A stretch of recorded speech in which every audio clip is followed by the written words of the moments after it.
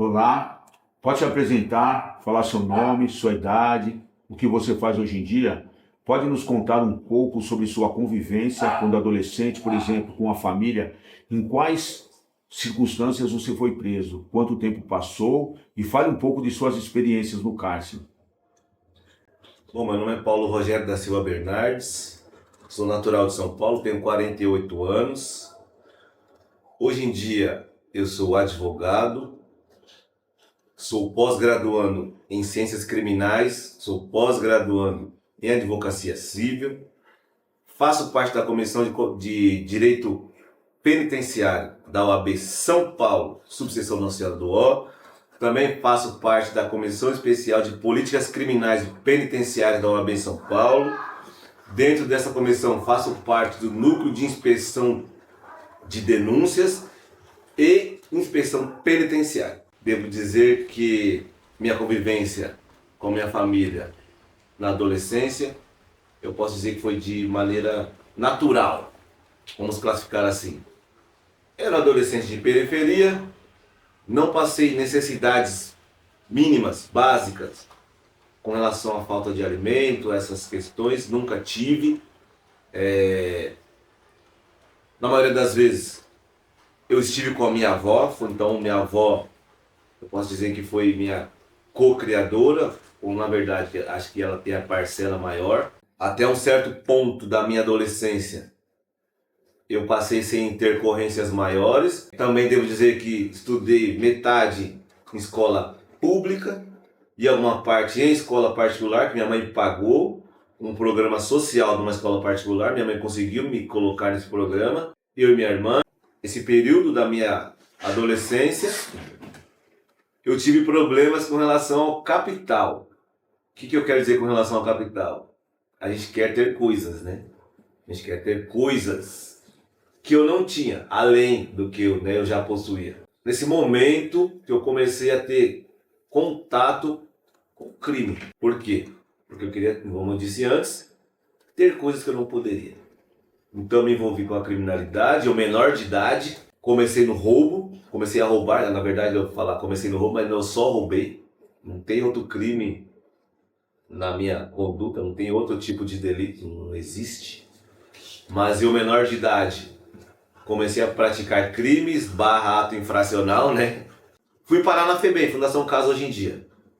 Fui parar na FEBEM, Fundação Casa, por algumas vezes, praticando essa infração. E mais, posteriormente a isso, fui parar em presídios. Tá, mas antes disso eu devo dizer também que tive pessoas que quiseram me ajudar, já nesse período entre Fundação Casa e presídio, jogava bola, então assim, eu era bom nisso, perdi oportunidades dentro do futebol por conta da ignorância no sentido de falta de conhecimento da minha família, que não entendia que talvez ali seria a salvação, nós não entendiam isso, então eu perdi a última oportunidade. Depois disso também quiseram me ajudar com relação a trabalho. Eu consegui trabalhos em decorrência também do futebol, já que eu não tinha dado certo no futebol, perdi o tempo, perdi o prazo, né? Pior derrota é perder o prazo. Perdi o prazo para isso, para ser um atleta do futebol, mas em trabalhos formais também me apoiaram, só que eu não tinha esse conceito de que seria o caminho normal, o caminho que também me salvaria do que eu já tinha vivido antes. E eu também não quis e continuei na vida praticando, agora já não mais ato infracional, mas cometendo roubos mesmo. Fala um pouco sobre a sua entrada no cárcere e como que foi lá dentro, né? Minha entrada no cárcere, eu vou dizer que ela foi bem traumática, não só pela entrada verdadeiramente, mas da maneira como fui. Como eu disse, eu praticava roubos e eu fui baleado, quase morri. Cheguei no Hospital das Clínicas com um tiro na cabeça, um tiro no pé. Tinha uma menina comigo, que era a nossa carregadora de armas, né? Também foi baleada. Num rompante assim de lucidez, eu só via os policiais falando que assim, você matou a menina, você vai morrer na cadeia.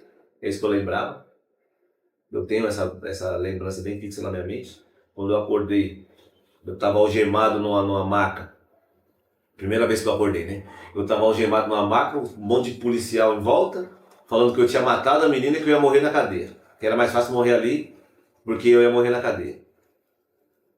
Depois eu fui, né, saber que não era nada disso, mas eu estava assim num BO, uma tentativa de latrocínio, operado no Hospital das Clínicas. Dali eu fui para penitenciária do estado já, eu tinha 18 para 19.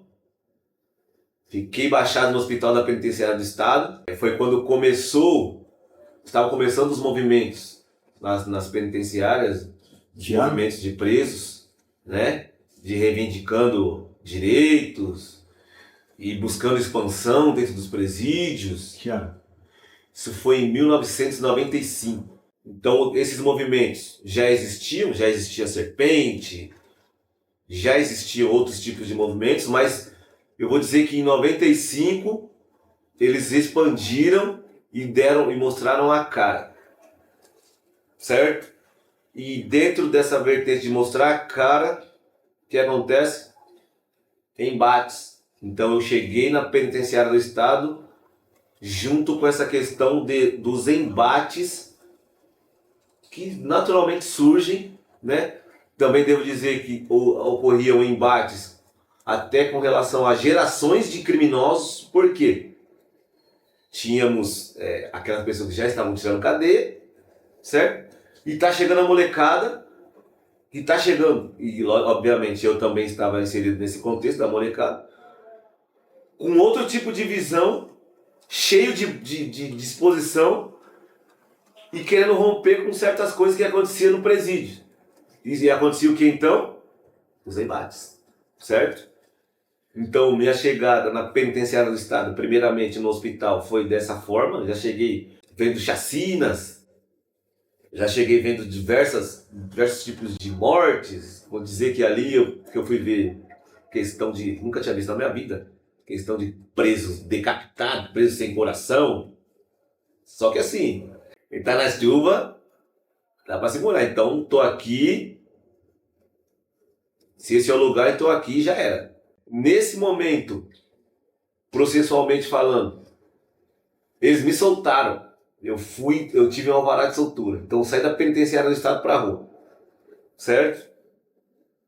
Estourei. Fui embora. Só que eu era do crime. Então minha vontade era o quê? Eu saí pra quê? Saí pra roubar. Saí pra roubar. E foi o que eu fiz. Então, quando o cara tá na rua roubando, ele dura quanto tempo na rua? Se ele é ladrão mesmo. 2 anos por aí. 2 anos, 3 no máximo.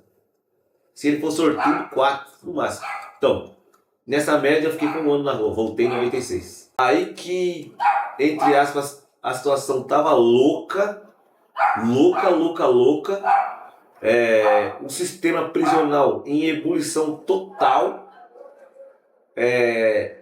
As autoridades constituídas fazendo vistas grossas, negando a existência de tudo que acontecia, rebatendo a imprensa que vinha com denúncias do que já estava acontecendo, né, repetindo, a imprensa amplamente divulgou o que estava acontecendo dentro do sistema prisional. Nosso governo do estado de São Paulo negou, até quando não teve como mais, porque temos o advento de 2001 da Mega Rebelião, que aí o mundo soube o que estava acontecendo há anos dentro do sistema prisional.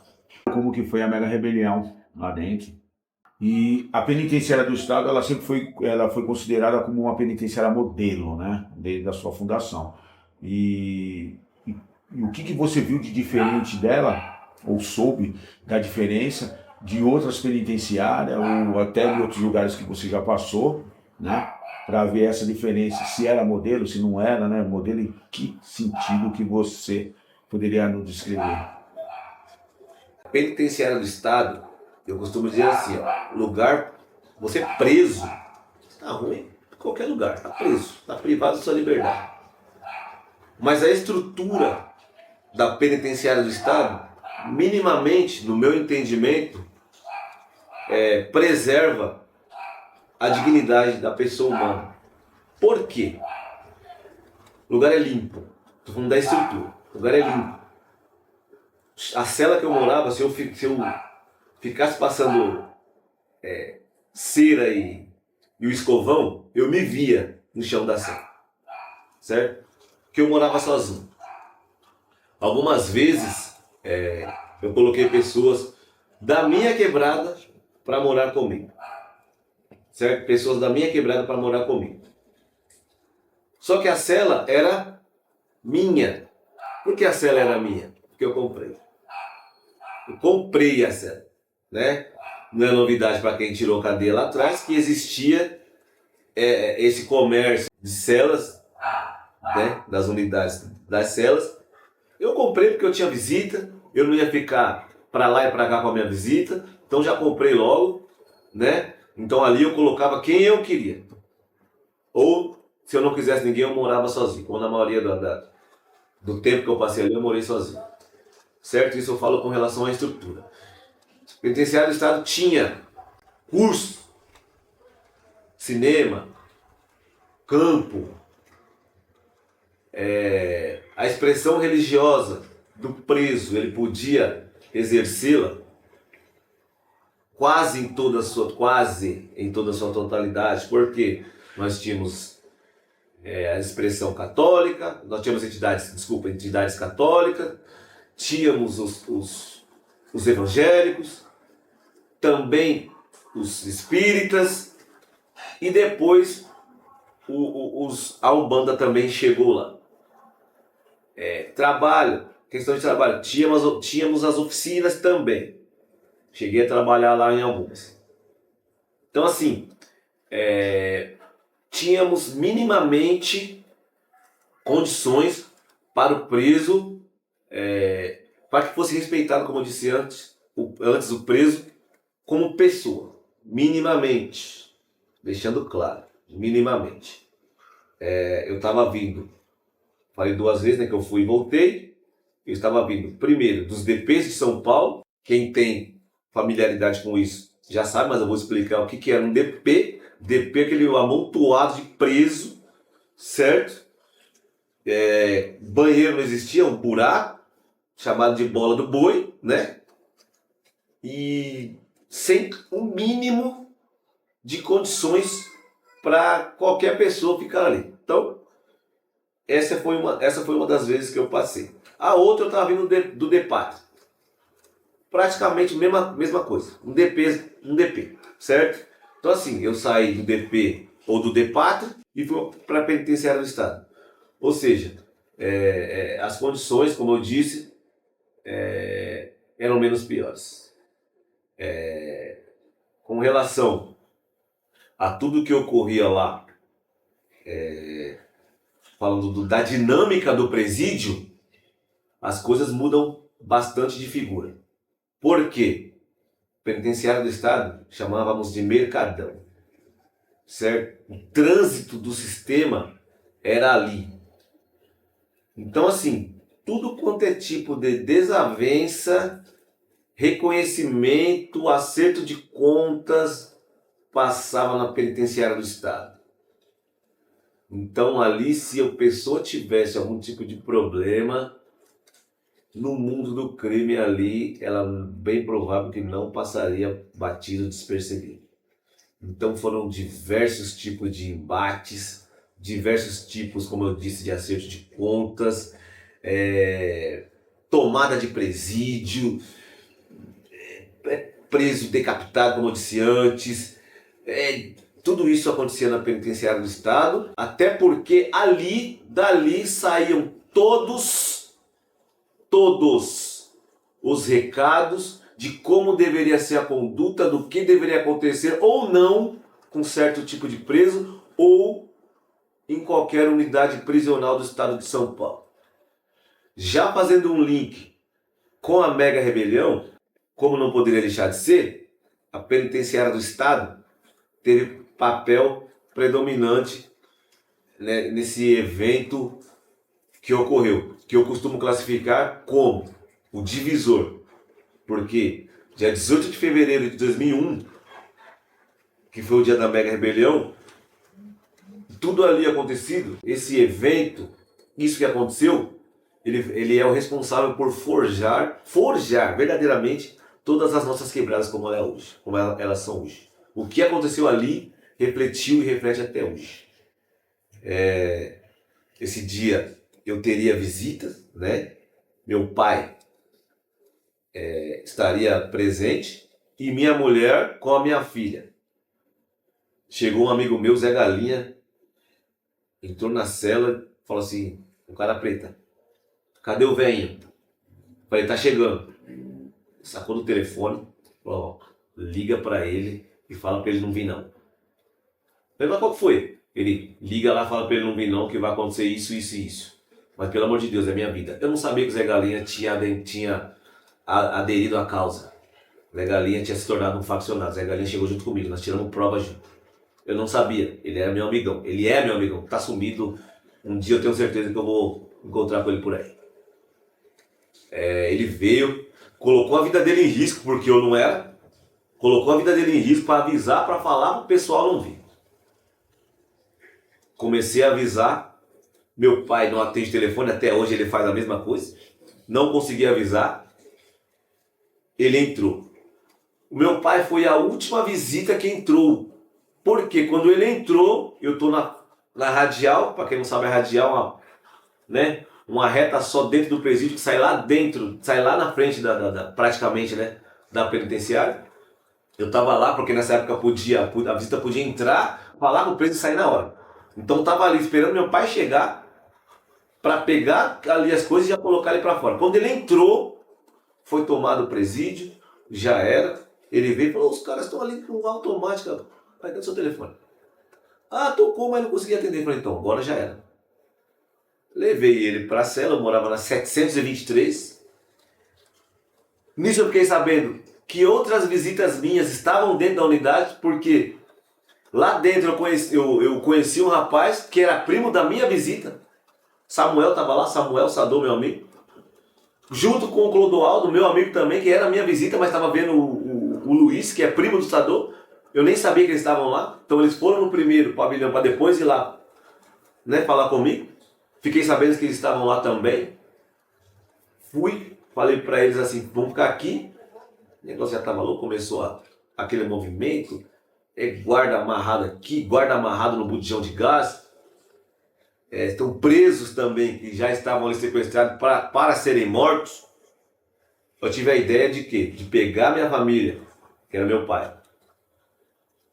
Devo dizer que minha mulher não conseguiu entrar porque ela foi no culto de jovens de manhã com a minha filha. Quando ela chegou, já estava todo aquele movimento na frente, já estava a imprensa, já estava tudo. Então minha criança na época não conseguiu entrar junto com a mulher, graças a Deus. Peguei o Samuel, meu pai, e o Clodô, levei para o primeiro, que eu pensava na casa de detenção. Pensei, vai acontecer a mesma coisa, certo? Só que aqui meu pai e meus amigos estão aqui. Eu vou deixar eles aqui no primeiro, porque quando a polícia entrar, aqui talvez eles venham mais tranquilos. Por quê? Porque os guardas estão lá no terceiro, amarrados, sequestrados. Essa ideia que eu tive foi boa, foi o que aconteceu. Quando eles entraram lá, foi mais tranquilo, mas eu falo disso depois. Aí ficamos lá no primeiro, estamos vendo as notícias pela televisão, estamos vendo, né, tal, isso aqui e tal. Os guardas, o GAT vai entrar. Nós escutamos diversas explosões. Eu estava no primeiro pavilhão, lá do ímpar. Quando eu escutei uma sequência de explosões, o helicóptero baixou. Uma altura, não vou falar aqui um número correto para não exagerar, mas era bem baixa. E no primeiro pavilhão lá do ímpar, a parte da quadra não era cimentada. Então eu via a poeira dos tiros que eles, né, davam. Levantavam. Então o cara tá de cima do helicóptero. E eu tô vendo. Só que a gente fez o quê? A gente fez uma barreira de presos e a visita atrás. Então nós ficamos na frente e as visitas atrás. Tá. Mais uma explosão, explodiram o portãozinho que tem na radial. Aí eles entraram ali mesmo, verdadeiramente. Nós vimos a formação, né, que infelizmente a gente sabe como é que é. E começaram o helicóptero baixo e falaram assim, para soltar a visita, só que a visita não está sequestrada. Solta, solta, solta. Não, a visita não tá. Aí veio o comandante, trocou umas ideias e falou, ó, então é o seguinte, sairão as visitas e os presos fazem a formação que vocês já sabem como é que funciona. Tudo isso naquele estresse, como eu tô falando, helicóptero baixinho, o cara trocou. Tá bom, beleza. Começou a sair. Mulher, criança, pai, começou a sair. Pô. Meu pai foi o último. Por quê?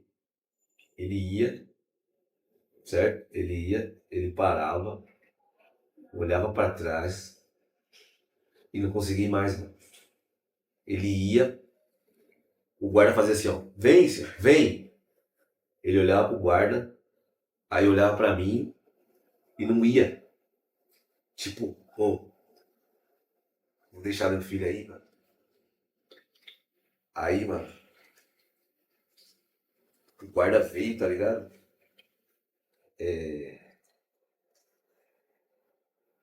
Pegou ele, pegou meu pai, abraçou assim e falou assim, tipo, vamos e tal. Ele foi. Aí eu fui pra formação, né, mano? Fui pra formação, aí virou, já era, ficou só os presos. Aí começou aquela sessão que, você tá ligado? Aí começou aquela sessão, formação para entrar para o primeiro pavilhão. Tudo escuro, já tinha escurecido, tudo escuro, a gente só escutava barulho de tiro. Aí tem a santa, né, na radial do primeiro pavilhão. Nossa Senhora tá ali. A única coisa que tava para enxergar era a santa. Por quê? Porque tinha fogo. Fogo. Não era luz, era fogo. Não era luz artificial, era o fogo. Então o fogo iluminava a santa. Quando eu virei, eu só escutava, vai morrer, Zé, vai morrer. Eu falei, não, aqui já era. Aqui já era. Qual que era a minha lembrança? Casa de detenção. Aqui falei, não, aqui já era. Aqui já era. E só canada de ferro, certo? Cai pra lá, cai pra cá, a gente pisando um monte de entulho, vidro, e tinha que subir a escada, os caras, cacete, pancada, quando não era, dava com o fuzil no peito, onde batia, né, beleza, consegui chegar no primeiro andar do primeiro pavilhão. Repito, meus amigos, qual que é o pensamento? Casa de detenção, ali eu tô só esperando tiro. Fui. Subi a escada, virei pra esquerda, direita, aquele corredor de guarda, então não sei o que. A porta da cela aberta foi a única coisa que eu consegui ver. E o guarda foi. Quando eu passei, ele só deu aquela, né, com a baioneta em mim e caiu lá pra dentro. Ele bateu a porta. O que a gente fez? Tinha colchão lá dentro, aí eu vi que tinha uns presos lá. Colocamos os colchões lá, que nada é a mesma coisa, né? Mas colocamos. E repito, esperando o tiro. Esperando a rajada. Por obviedade, a rajada não veio. Começou um silêncio. Até então a gente não sabia que lá no terceiro pavilhão a situação estava crítica, porque os presos estavam lá com guardas sequestrados e famílias ainda, que não estavam sequestrados, mas estavam lá com eles. Certo? E a situação só foi se resolver no outro dia.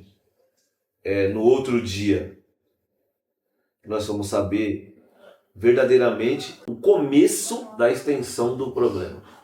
Que a gente estava inserido, que a gente foi ver quem morreu, como que foi no sistema. Eu tinha uma ciência, porque até então eu tinha uma visão, né, preliminar, porque até então eu tinha telefone. Um amigo meu, boy, lá da Zona Sul, esse eu tenho contato até hoje, esse eu achei, quer dizer, me achou. Ele me ligou lá de Marília para perguntar se o nego velho, meu pai, tava dentro da unidade. Perguntou se o bagulho tava louco lá. Eu falei, já tá louco aí no negão. Fica com Deus, mano. Ainda vamos nos falando, certo? Esse o boy eu achei ele, tenho contato com ele até hoje, meu amigo. Então ele veio o Zé Galê que me avisou, teve um boy que me avisou lá de Marília. Então eu já sabia que era um negócio assim, geral. Já falando do telefone, né? Para não chocar, mas é isso aí mesmo. Enquanto a polícia estava entrando, eu estava com o meu telefone no bolso. Quando a polícia entrou, eu só fiz assim, ó. Quando meu pai foi, eu só fiz assim. Quando fez a formação, como era a terra, eu só tirei a terra assim com a minha mão Catei o telefone, já tava com a sacola no bolso, coloquei na sacola, tampei e já era. O telefone ficou lá. Então no outro dia, quando as coisas esfriaram, eu fui lá, saquei o telefone e fui saber o que aconteceu. Aí que eu tive total ciência, como eu disse, do início, que reflete até hoje e vai continuar refletindo. Pegamos eu, o Robson, um amigo meu que estava comigo lá, também tá com isso, né? Tá lá da quebrada, tenho contato com ele até hoje. Ela falou, não, o Ceará tá lá no terceiro sem cabeça. O Ceará, lá atrás, quando eu falei que eu cheguei no hospital penitenciário, na penitenciária, o Ceará cuidou de mim. Ele era enfermeiro lá. Putz, Ceará, mano.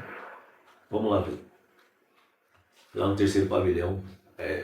Essa parte eu sempre falo que não é pra chocar, é o que acontecia. É o que acontecia. Eu chego lá no terceiro pavilhão, tá lá o corpo no chão, assim, ó, virado pra lá. Lá onde era estendida a rede do vôlei, que é a trave mais alta, né, que é a do futebol. Tava a cabeça dele lá em cima, o zoião verde, que tinha o olho verde, né, estalado. O corpo dele, um monte de rato em cima. Eu olhava aquilo ali, eu lembro do cara cuidando de mim, mano. O cara me ajudou, esse cara me ajudou. Independente do que ele, qual foi a ideia dele lá, o cara me ajudou, eu olhei. Falei assim pro Robson, Robson, tá do meu lado. Falei, Robson, tem que dar um jeito de ir embora daqui, mano. Falei, pô, negão, é isso mesmo. Falei, tem que dar um jeito de ir embora daqui, mano. Voltei pro terceiro. Voltei pro onde eu tava no primeiro. Dito isso, primeiro, aí a gente não sabia o que ia acontecer, porque o Estado ali foi provocado, aí o Estado foi provocado a fazer o que ele tinha que ser, que ele deveria ter feito lá atrás, só que ele foi provocado de uma maneira bem contundente, eles não sabiam o que fazer, certo? Quando acontecem essas coisas, que a primeira atitude deles é o quê? Transferência, transfere. Começaram as transferências. Eu fui, óbvio, no primeiro bonde que teve, eu fui. Só para fazer um link de novo de tudo aquilo que estava acontecendo. Se o sistema estava em ebulição e já havia uns embates, você tira todo mundo que está no mesmo lugar e distribui no sistema, obviamente que aqueles que estavam no movimento iriam encontrar os outros que estavam em outros movimentos. O que aconteceu? Mais embates, lógico, isso é óbvio. Então eu fui para o CDP da Vila Prudente, esperando a transferência para outra penitenciária. Qual foi a ideia mirabolante do governo do estado de São Paulo? Tiraram presos de lá da penitenciária de Presidente Venceslau e jogaram para cá, que era para colocar a gente lá. Só que juntou todo mundo na mesma penitenciária. Chegou só um salve assim, ó. Chegaram 10 presos ali para morrer. 10. A gente estava numa unidade em trânsito que tinha 1000 presos. Não tinha 1000 presos, tinha 900 e pouco. Era para morrer 10.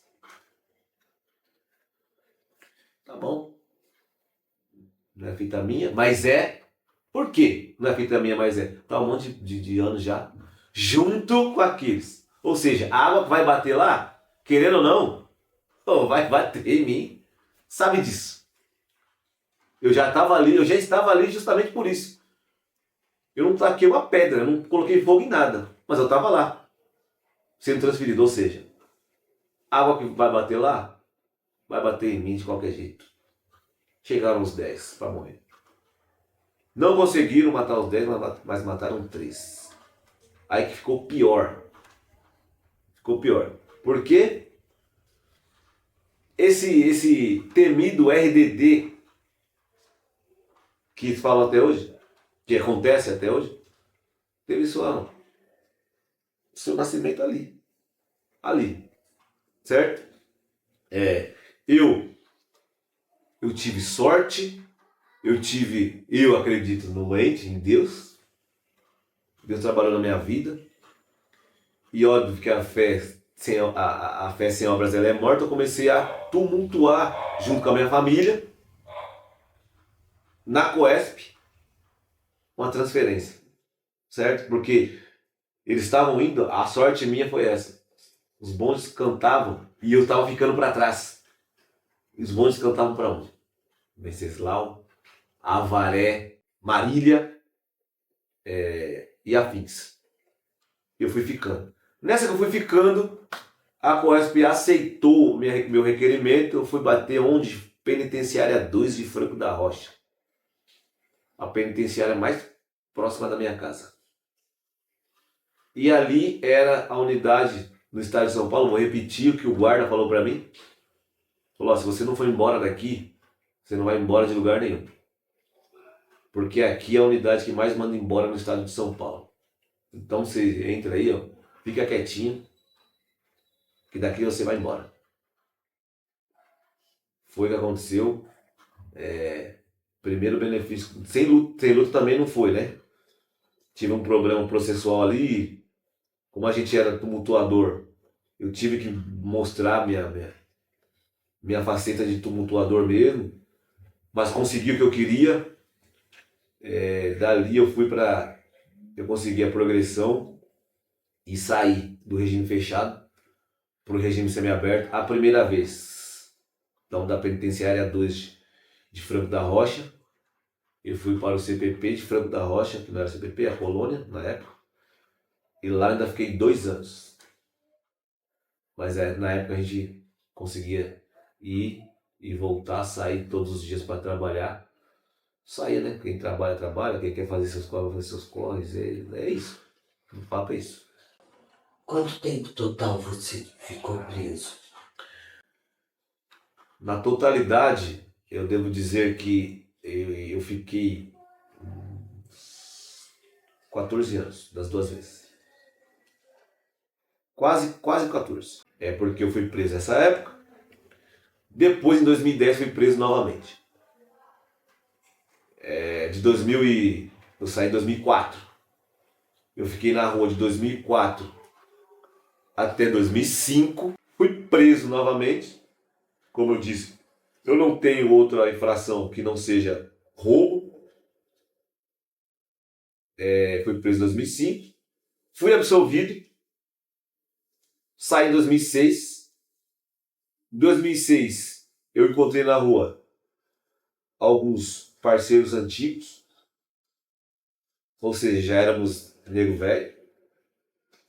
Juntei o meu time e fui para minha luta.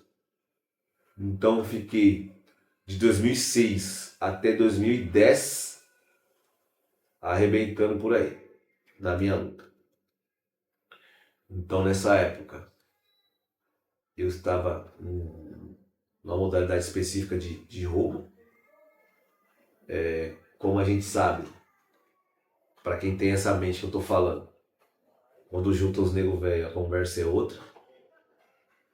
E eu consegui ficar na rua de 2006, de 27 de janeiro de 2006 até o dia 14 de janeiro de 2010, onde eu fui preso na Dutra, sexta-feira, 7 horas da noite, no roubo de carga.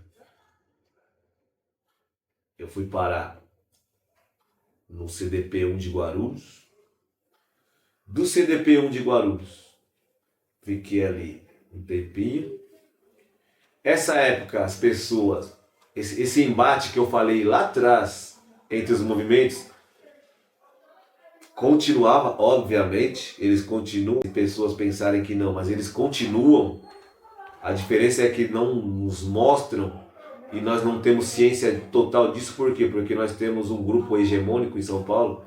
Isso não quer dizer que os embates não ocorram, porque eles ocorrem. Então, nessa época, o grupo minoritário infiltrava presos dentro da unidade dos outros e faziam ações para prejudicar todos. O que eles faziam? Pegavam o guarda, batiam no guarda. Agressão ao guarda, entendeu? Ao funcionário, ao agente público que está lá. Qual que era a represália do Estado? Colocar o giro para dentro, que era o grupo de intervenção rápida, e tiravam todos os presos que tinha um certo tipo de liderança, não precisava ter nada a ver com ação, é aqueles que, né, matrícula baixa. Cara preta, matrícula 133960. Ou seja, foi parar onde? Presidente Venceslau. Tranca. Fiz o quê? Nada. Nem na unidade eu estava no dia. Eu precisava fazer um exame. Eu estava lá na inclusão esperando o bonde passar para eu ir fazer o exame. O exame foi cancelado em decorrência disso que o cabra fez. E no outro dia me colocaram na lata e fui parar lá em Venceslau. 40 dias. 40 dias. De Presidente Venceslau, eu fui parar na penitenciária de Martinópolis. De Martinópolis, fiquei lá mais um tempo. Consegui a progressão de novo. E fui parar no CPP lá de Valparaíso. Mais um tempo. Até conseguir o regime aberto. O PAD, na verdade. Então, processualmente foi isso. CPP de Valparaíso. Vou ter que fazer uma pausa para falar do CPP de Valparaíso. Eu nunca vi tanta pessoa ser regredida de regime prisional igual ali no CPP de Valparaíso. O que é isso? Pessoas saírem do semiaberto para o fechado. Nunca vi. Eu vi presos. Eu vi mais presos sendo regredidos do que presos indo embora. Em Valparaíso. E quem passou lá sabe o que eu estou falando. Eu vi, só para exemplificar, se eu não vou esquecer nunca, estava tendo uma blitz. A gente estava para fora, guarda para dentro, fazendo a blitz lá, certo? Fazendo o trabalho dele. Foi bem no dia que morreu o cantor Chorão. Certo? Então a televisão tá ligada, nós estamos aqui assistindo, pô, morreu o Chorão e tal. O rapaz tá aqui do meu lado. Falou assim, caramba, o Chorão é 1000 graus. Morreu, né? Nem para morrer esses guardas aí. O guarda estava atrás da parede. Ele escutou. Ele saiu e falou assim, o que você falou aí, rapaz? Você está ameaçando de morte os guardas? Funcionários? Está ameaçando de morte funcionário? Não, senhor. Não. Falou, abre aqui. O outro falou, o que foi? Falou, está ameaçando funcionário de morte. Abriu a tranca. Meteu a algema e já era. Fechado. Isso é só um exemplo. Então, assim, é muita, como falavam lá atrás, é muita fita não toca fita, mano. É muita fita não toca fita. Como a experiência na prisão afetou sua saúde mental e emocional, fazendo enfrentar situações adversas? Quais estratégias você usou para lidar com o estresse e a pressão psicológica, tanto dentro como fora do presídio? Bom, no que tange as experiências dentro do cárcere, eu devo dizer que tudo que a gente passa, tudo que eu passei dentro do sistema prisional, me fez ser uma pessoa, entre aspas, arisca. Uma pessoa que desconfia de tudo e de todos. Por quê? Anos 90, 80, 90, né, eu coloco sempre junto essas duas épocas. O preso ali, ele teria que buscar a sua sobrevivência, ele tem que preservar a sua vida e sua integridade moral dentro do presídio. E era um lugar, obviamente, que esse conceito que nós temos hoje, que foi construído, não existia. Então o inimigo do preso poderia ser o outro preso. Então ele estava em constante estresse, constante. Então ele teria que estar sempre armado. Armado psicologicamente e armado propriamente dito falando. Certo? Então isso, você viver num ambiente hostil desse por anos a fio, vai fazer você virar cascudo. Obviamente, se você tinha já essa propensão. Quem era ladrão, era malandro, tinha que ser assim. Não era Loki. Você não ia ser tirado, não. no presídio. Então, pela própria vida dele, do ladrão, ele deveria ser assim. Isso, eu estava falando com o meu amigo aqui hoje, independentemente da pessoa sair da esfera do crime, da pessoa deixar de viver essa vida criminosa, essa conduta dele não vai sair, não sai da essência dele jamais. Jamais. E eu explico. A mente dessas pessoas jamais pode ser comparada com quem nunca passou no presídio. E eu falo passar, não é passar e ficar 1 dia, 2, 3, ficar 3 meses preso e ir embora. Não. Aqueles que cumpriram pena nos anos 80, eu vou falar de novo sobre essa época.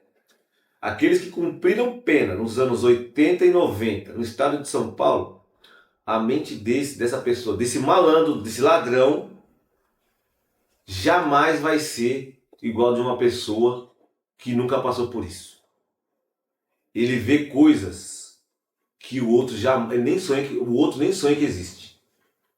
Ele está preparado para coisas que o outro, ele olha e fala que não, nada a ver isso aí, nada a ver. Mas essa pessoa da qual eu faço parte, ele já está preparado para o que virá. Pode não vir? Pode não vir. Mas ele já previu aquilo. Ele já está preparado. Se acontecer, ele já sabe qual vai ser a conduta dele. Ele já sabe disso. Então, assim, eu costumo dizer, até para os meus filhos, que é assim, ó, quando vocês viram com algum tipo de artimanha, né, de querer enganar o seu pai, você vem com umas ideias assim, muito, mas muito bem elaboradas. Porque na hora que você está pensando, eu já fiz. Tudo que você pensar, eu já fiz. Eu já passei. Ou eu já fiz ou fui vítima. Das duas, uma. Ou eu já fiz, ou eu já fui vítima. Porque eu passei por esse percurso em lugares tortuosos. Mas enquanto você está brincando disso ou daquilo, na sua idade, eu falava para o meu filho mais velho, eu estava na FEBEM jovem. Você quer me falar pro seu pai que é isso, acorda? Acorda. Entendeu? Então, essa experiência, eu costumo dizer, para adquirir, obviamente, é só passando, não tem como tirar, já foi, o tempo não volta, certo? Mas quem sobreviveu e conseguiu manter a mente minimamente sã, que é o meu caso, certo? Tem que tirar disso esse exemplo de coisa boa. Eu tenho como bom. Porque o mundo é cruel. O mundo é cruel. Então quem está preparado para ele vai enfrentá-lo da melhor maneira.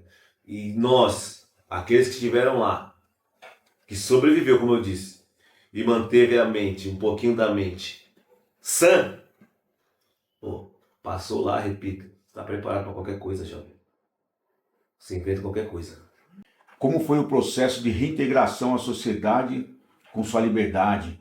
Quais foram os maiores desafios a serem enfrentados? Como foi quando você saiu do presídio e encontrou pessoas que te apoiaram, coletivos ou movimentos sociais? Falando da minha inserção ou reinserção na sociedade, depende do que a pessoa que está vendo acredita, que muitos não acreditam em ressocialização, para a pessoa que nunca foi socializada.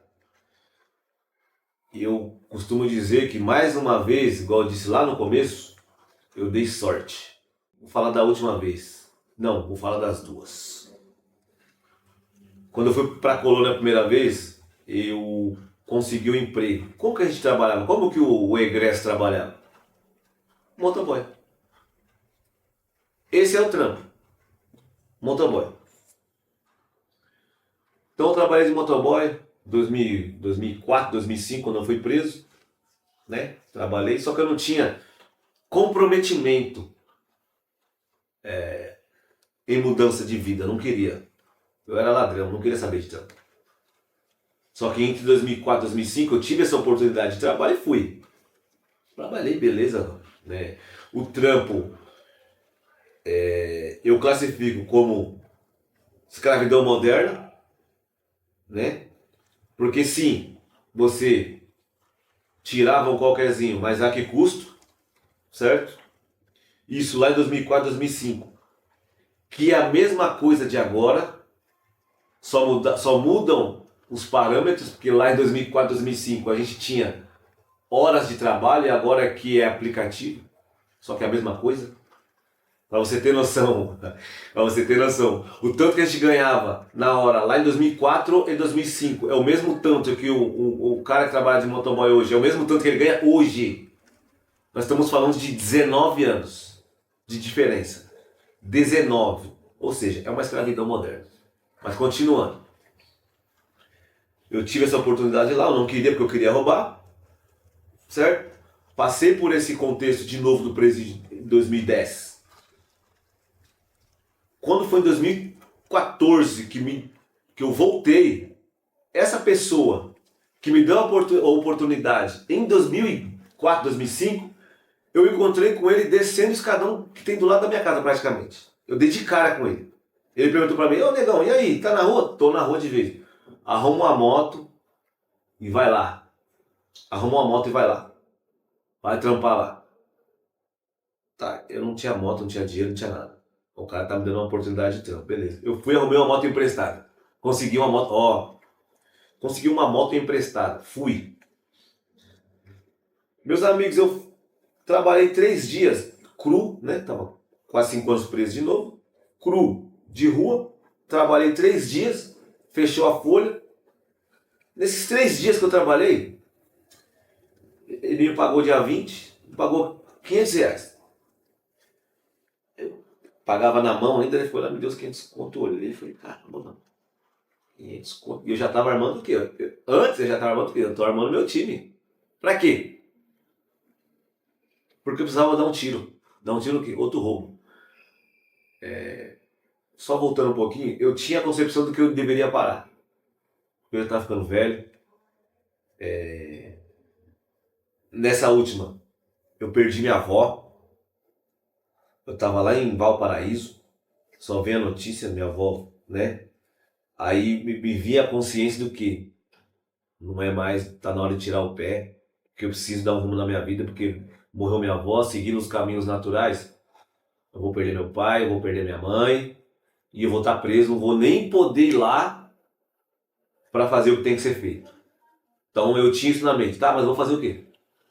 Quando eu cheguei, o meu filho do meio, Luiz Henrique, ele tava com a calça no meio da canela e o chinelo no meio do pé. Eu olhei aquilo e falei, vou fazer o quê? O negritinho vai ficar daquele jeito? Não vai, né? Minha mulher na época me deu uma ideia. Falou, você tá preso muito tempo, seu nome era sujo na época do negócio da moto, né? Mas agora ele deve estar limpo. Ele deve estar limpo. Vamos lá ver se tá limpo mesmo. Consultei o nome estava limpo, fui, fiz um monte de cartão, essas lojas de... né? Um monte de loja aí, fui lá, saí comprando um monte de roupa, não sei nem como vou pagar. Saí comprando um monte de roupa, tênis, e vestia os negritinhos todos, depois eu vejo como é que eu faço pra pagar. Então essa necessidade primária dos meus filhos eu já supri, então quer dizer, eu já vou ter um tempo para pensar o que eu vou fazer. Que eu vou fazer o quê? Dentro do crime que eu preciso dar um tiro, mesmo eu sabendo que eu não vou mais, mas eu precisava. Foi nesse contexto que eu encontrei com o rapaz, falou para eu arrumar a moto, eu fui arrumei a moto, trabalhei esses 3 dias, arrumei quinhentão, peguei o dinheiro na mão lá na Bela Vista, que era na Bela Vista, né? Peguei o quinhentão na mão assim, falei, eu vou ficar aqui, né? Vou ficar aqui. Vou ficar aqui. Fui, a moto eu devolvi, arrumei outra moto, comecei a trampar, dar atenção mesmo no trampo. Aí eu fui abençoado, obviamente. Eu fiz por onde, certo? Obviamente eu fiz por onde. dei atenção no trabalho, fui com afinco, tanto que daquele serviço eu arrumei uma empresa que queria o meu trabalho, certo? Motoboy. Só que assim, era um trabalho diferenciado, porque é uma empresa que mexe com valores, e eles nem sonham, de nada, eles não sonhavam de nada. Só que era uma empresa que mexia com muito valores vultuosos de verdade e não queriam rotatividade de motoboys. Então assim, eu fui e fiz o que eles queriam, eles tiveram total confiança, eles viram que eu desenrolo, falaram, não, quero só você, fica só você aqui. Tanto que é o seguinte, até a data de hoje, vai lá quem eu mando. Vai lá quem eu mando. Então assim, eu não sabia fazer nada, repito, para não ficar falando de questões religiosas, coloca agora na sorte, tá bom? Como eu já falei 2 ou 3 vezes. Eu tive sorte, aproveitei a oportunidade, que a gente precisa de ajuda. A pessoa que vivia tudo aquilo que a gente viveu, que nós vivemos, do roubo, falando de roubo, para ela é mais difícil ainda pedir ajuda, admitir que precisa de ajuda, porque ela não está acostumada a pedir, ela está acostumada a tomar. Então assim, é um trabalho pesado, é um trabalho muito mais trabalhoso, redundantemente falando, mas essa pessoa, primeiro de tudo, ela precisa ter consciência que ela necessita de ajuda, e se a porta estiver fechada, ela vai ter que bater em outra, até ela conseguir ajuda. Ela conseguiu ajuda, ela com a força dela vai fazer o que tem que ser feito. Não vai ser fácil. E só para deixar claro, nós estamos falando de maneira nenhuma de meritocracia. Nós estamos falando de bater na porta e pedir ajuda. Ela vai precisar de ajuda. Eu precisei. Qualquer que passou por isso precisa. E se ela conseguir ajuda e ela tiver proatividade, a chance dela conseguir ascender financeiramente, sair do mínimo. Sai do mínimo. Que o mínimo não é para nós. Eles querem que nós acreditemos nisso, mas o mínimo não é para nós. Então sai dessa mediocridade e começa a viver. Queria perguntar para você, já emendando 2 perguntas junto, por conta do tempo. Como você chegou no direito como profissão e por que resolveu se especializar em penal? Minha relação com o direito sempre foi intrínseca. Sempre foi, eu não sabia. Mas aí quando eu estava na rua de vez e eu estava trabalhando apenas, como eu disse, essa empresa estava me pagando bem. Eu estava recebendo muito bem. Como motoboy. Certo? Como motoboy, eu estava recebendo muito bem. Me veio uma luz divina, uma luz dos amiguinhos e falou, tá, você está recebendo bem, mas até quando? E até quando sua força, você vai ter força para isso? Me veio isso na mente, eu falei, não, vou estudar. Eu vou estudar. Do nada, vou estudar. Fui terminar o ensino médio porque eu não terminei o ensino médio, mesmo que a penitenciária do estado, voltando, fazendo aquele outro link lá, ela nos dava essa oportunidade, eu não fiz, eu queria só jogar bola e fazer bagunça na cadeia, certo? Então eu fui para o ensino médio, no EJA, Ensino de Jovens e Adultos, terminei o ensino médio no EJA, do EJA comecei já a pensar na faculdade, quer dizer, eu já pensava na faculdade, mas coloquei em prática, comecei a estudar para fazer o Enem, certo? Estudei para fazer o Enem, tive uma média boa, uma nota boa, quero dizer, e pensei, tá, agora eu vou para onde? Óbvio, vou para o direito. Isso é óbvio, certo? Só que as questões financeiras também batem a nossa porta, né? Eu já tinha essa ideia de que a instituição que a pessoa vai fazer a graduação, ela sim influencia. Eu já estava atrasado com relação aos demais. Eu já estava atrasado. Por toda a minha história, estava atrasado. Então eu precisava de um lugar onde eu adquiriria o conteúdo que eu seria cobrado, e que eu teria que ser cobrado e que eu teria que responder. Aí eu escolhi lá uma instituição, só que ali tinha, no Enem você tem que colocar lá as 2 opções. Opção 1 e opção 2. Eu coloquei esse curso de Direito. Opção 1 e opção 2. Volto naquilo que eu estou falando sobre a questão financeira. Eu pensei assim, vou colocar odontologia. Por quê? Eu sou da Quebrada, Zona Norte, vou lá, abro um consultório na Quebrada, atendo lá o povo lá e tal, arrumo um qualquerzinho ali mesmo, e vou fazendo minha bolinha de meia ali, meu pezinho de meia, quero dizer, e vamos embora, coloquei lá. Só que na hora de salvar, eu olhei, falei, mano, tem um cara de dentista? Eu tenho tino de dentista? Não. Aí eu coloquei na mesma, tirei aquela opção, coloquei na mesma instituição, campus X, noite, e campus Y, noite, também no direito, certo? Saiu no que eu queria, primeira opção, campus Moca, noite. Fui para o direito para quê e por quê?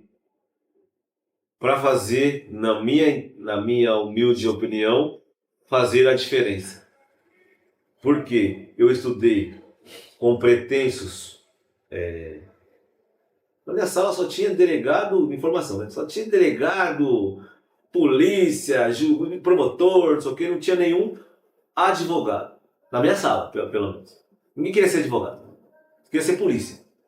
Então, assim, vários das quebradas, grande maioria das quebradas, tudo querendo ser polícia.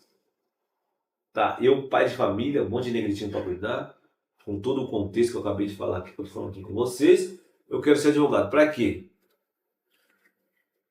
Para fazer a diferença, para contar, para defender da nossa maneira, a nossa maneira. E a nossa maneira, quem vai contar, somos nós, na minha pessoa.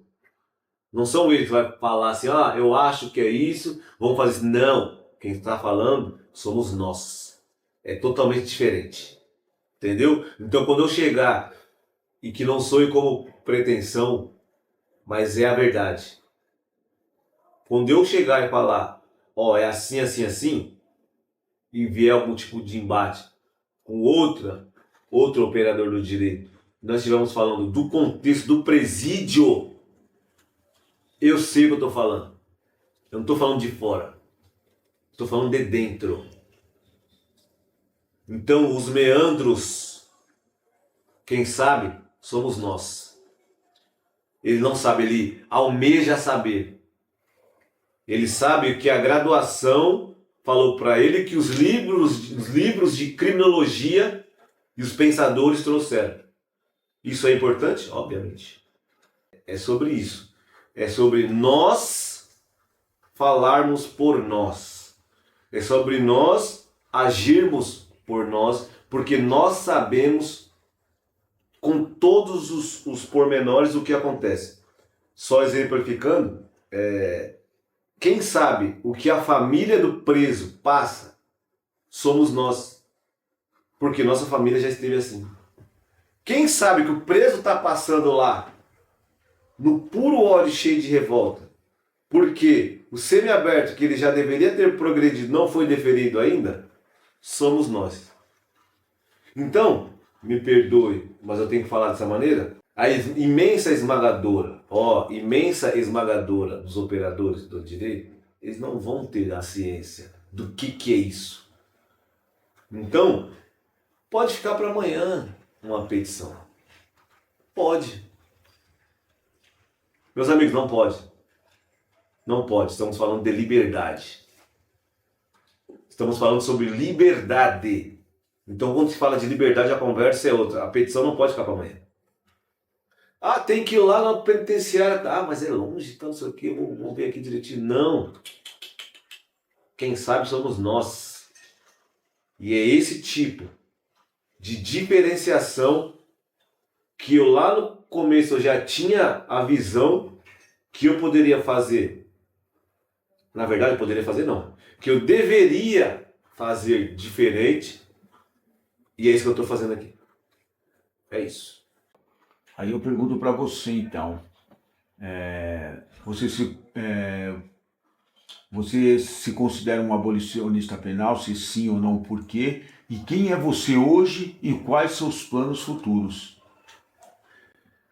Com relação ao abolicionismo penal, eu enxergo essa questão com bastante cuidado. Primeiro, eu preciso estudar mais sobre esse termo, sobre tudo que envolve o abolicionismo penal. Por quê? Até onde o meu curto conhecimento sobre o assunto chegou, eu tenho que dizer que eu sou o contrário a essa parte. Por quê? Isso primariamente falando.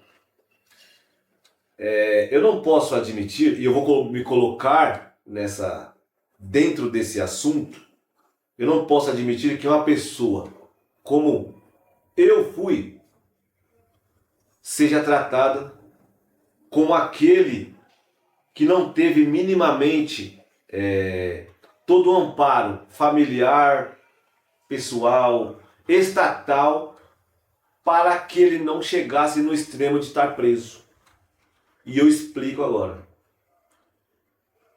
Falando da individualização da pena, que é isso que eu estou querendo dissertar agora, eu queria, Paulo, cara preto, eu queria o roubo. Eu tinha total ciência do que eu estava fazendo. E eu tive N chances de deixar isso de lado. Mas eu não me aprazia, eu queria estar ali. Meu barato, entre aspas, era o roubo. Eu tinha prazer em fazer aquilo ali. Fora as questões, obviamente, financeiras. Entendeu? O que vinha antes ou depois, eu não sei nem te precisar. Só que eu gostava daquilo. Assim como eu conheço de inúmeras pessoas cumpridoras de pena, 1, 2, 3 vezes, que eu poderia citar vários que estão cumprindo pena de novo, já tem situação financeira estabilizada, e quando colocar o pé na rua, a gente não vai afirmar com certeza, porque cada um é cada um, mas a chance dele ou continuar no que ele é infinitamente maior do que ele retroagir e falar, opa, peraí, deixa eu buscar outros caminhos aqui. Não. Ele não vai querer. Isso eu estou falando do ladrão. Aquele mesmo ladrão dos anos 80, 90. Então, assim, até onde eu cheguei, eu não posso falar que eu compactuo com o abolicionismo, porque esse exemplo que eu dei, que eu me inseri nele, eu não posso colocar aquele negritinho que não conhece outro mundo a não ser aquele totalmente desprovido de qualquer amparo estatal. Aí eu tenho que falar que eu entendo que isso seria até caso de excludente de culpabilidade. Essa é a minha opinião. Porque você não pode cobrar de uma pessoa que não foi socializada. A gente volta também naquela questão de ou é ressocialização ou é socialização. Nesse caso é uma socialização, porque esse negritinho não foi socializado, ele não conhece o Estado, a não ser o braço armado, ele não conhece. Então, se ele não tem ciência, estou falando lato sensu, daquilo, do que pode ser e o que não pode, como que lá na frente, se ele comete um delito, que para ele é normal, porque ele foi ensinado a isso, ele foi ensinado dessa maneira, de maneira empírica ou de maneira objetiva mesmo. Disso eu tenho que dar um exemplo. Eu fui fazer um atendimento em loco, fui fazer um atendimento numa comunidade grande de São Paulo, porque a pessoa que queria atendimento não descia pro asfalto. Ela perguntou se o doutor subia lá. O doutor sobe. Falei, eu vou subir aí. Vai mesmo? Vou. Subi lá, eu vi crianças expostas a tudo aquilo. Falei para o rapaz, você falou, primeiro, eu não posso estar presente nesse tipo de coisa aqui, certo? Eu não posso. Segundo, um monte de criança aí, jovem. O que é isso? Me ajuda. Tira essas crianças daqui. Depois a gente conversa. Então a criança tava ali, só para dar um exemplo, a criança viu um cara chegar com um bolo de dinheiro. Criança de 7 anos, 8. Uma menina de 13, 12. Vê pessoas indo e voltando com massas de dinheiro. Você acha que a criança vai querer trabalhar ali de atendente numa lanchonete famosa? Para ganhar menos de um salário mínimo? Você acha que ela vai? Claro que não. Óbvio que não. Então assim, se lá na frente essa criança, por infelicidade ou consequência de tudo isso, vir a delinquir, eu sou a favor do abolicionismo penal. Eu sou a favor. Porque eu nem sabia disso. Se a individualização da pena que eu falei lá atrás fosse aplicada de modo correto, quando ela chegasse em situação de cometimento de delito e tudo que está nas normas e princípios fosse devidamente ali aplicado, essa pessoa não poderia ficar presa, gente. Não poderia. Não sei o que estou falando, não. Estou falando do princípio da nossa Constituição cidadã. Até no nosso processo penal tem isso. E também no direito penal. Então, assim, chegamos nessa parte, dei os 2 exemplos. A gente precisa amadurecer, mas no meu entendimento tem que amadurecer mais esse conceito. Te dei um exemplo do porquê não e do porquê sim. Né? Só repetindo. Eu dei 2 exemplos para mim enfáticos, diretos, do exemplo por que não deve, não pode, e do exemplo do porquê sim devemos para ontem fazer isso. E espero ter sido claro nessa questão. Então, quem é você hoje e quais seus planos futuros? Hoje eu me defino como Paulo Rogério da Silva Bernardes, cara preta, advogado, 477-682, contrariando as estatísticas, chutando todas as fronteiras que o destino, o mundo, o racismo estrutural ou qualquer oposição colocaram. Eu estou aqui para chutar, para incinerar, certo? Estou aqui para adquirir cada vez mais conhecimento. Estou aqui para mostrar que eu cheguei na pessoa desses nós e depois de mim virão outros, certo?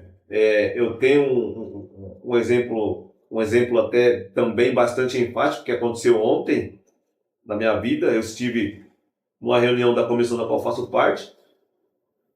A foto que tem lá só tem gente bem pretão.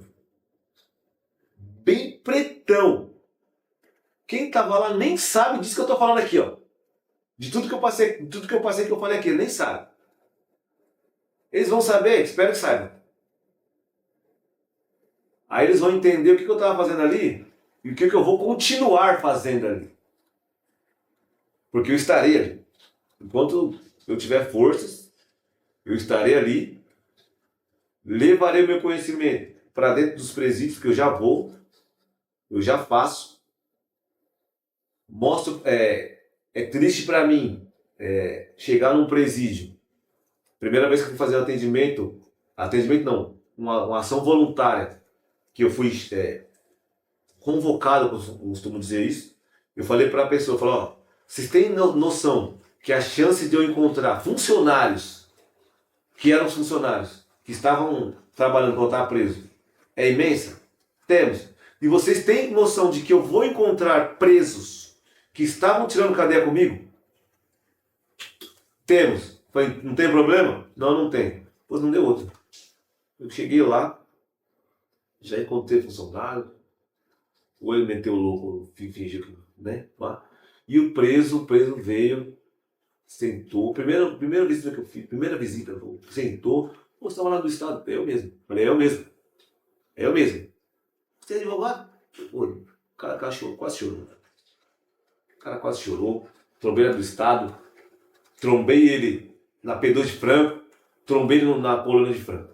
Agora, falando da tristeza que eu sinto, é que agora eu estou na rua, hoje é advogado, e trombei ele tirando cadeia de novo. Então, assim, esse meu trabalho que eu tenho para mim como obrigação, é levar para o preso que aquele cumpridor de pena, o rei do campo, que vai ser fácil? Não vai ser fácil, a maré vai vir só contrária.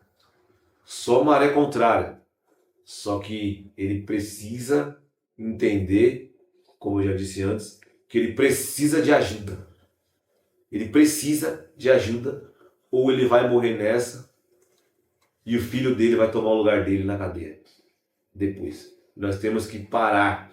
Nós temos que dar um jeito de parar com esse círculo vicioso onde só nós que entramos, saímos e morremos. Entramos, saímos e morremos. Morremos careca, no sentido de até perder o cabelo, banguelo, perder os dentes, perder a dignidade, perder família, perder tudo. Então, eu tenho isso como eu disse antes, obrigação. Portanto, por isso que me chamam para essas coisas, eu falo, eu vou.